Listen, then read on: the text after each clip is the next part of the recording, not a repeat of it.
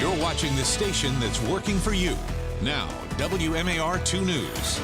I'm Christian Schaefer with your WMAR 2 News update. When you factor in the current size of Baltimore City's population, 2019 has now been the city's most violent year ever. The most recent murder happened Saturday night around 11 on Dudley Avenue in Northeast Baltimore, so not far from Herring Run Park. A man was shot there several times, died later at the hospital. So now there's been 343 murders in Baltimore City just this year. There were 353 back in 1993, but at that time there was 100,000 more people living in Baltimore City than there are now. One of Baltimore's latest homicide victims is a 7-month-old girl who died on Christmas morning. At first, doctors at Johns Hopkins were told that child, Harlem Phillips, fell off a sofa at a home on Louise Avenue in Northeast Baltimore, but doctors found injuries that did not match that story. Police believe the baby was shaken. We will continue to follow both of those incidents and bring the latest on the website, WMAR2news.com.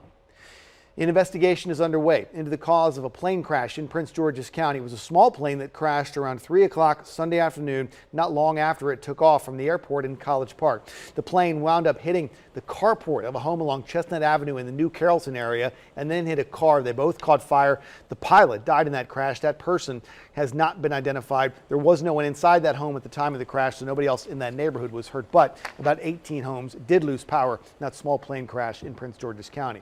2 men are dead after the car they were in crashed into a tree in northwest Baltimore. This was Sunday morning at the western end of Northern Parkway, right where it hits Liberty Heights Avenue. Investigators say a driver in an Acura sedan crossed Liberty Heights and then drove off the road into the woods and hit a tree. The 2 men inside the vehicle were taken to the hospital. They both died. There's not appeared to be any other cars involved in that crash. There is still no word yet on what caused it. A Baltimore City police sergeant shot in the line of duty earlier this year had to go back into surgery over the weekend. Sergeant Bill Shiflett had surgery to deal with what the city police union calls ongoing health issues. Shiflett was shot in this incident, caught on his body-worn camera back in July inside the Man Alive Methadone Clinic on Maryland Avenue. Shiflett and another officer, Christopher Miller, returned fire, wound up killing that suspect, Ashante Pinckney. Bill Shiflett, you see him right there coming out of the hospital after his first surgery, is a 25-year veteran of the Baltimore City Police Department. And now from WMAR 2 News, Maryland's most accurate forecast. It's a foggy, misty start out there in many locations today, and we'll head up into the 60s this afternoon with a few scattered rumbles of thunder. Yes, we have a powerful frontal boundary moving through the area, and that's going to bring on some gusty showers before the early afternoon is out.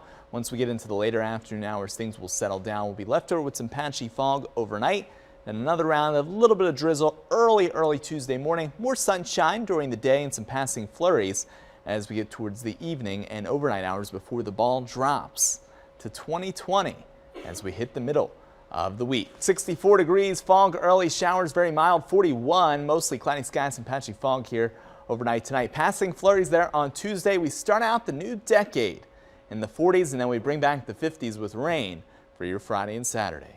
It sure does not feel like winter out there right now. Eric, thanks very much. That's all the time we have for now. So get us online at WMAR2news.com all day long for updates on top stories and breaking news. For news weather on the go, you can always download the WMAR 2 News app. It's in the App Store. It's got live radar, and you can set up breaking news alerts to come straight to your phone or tablet.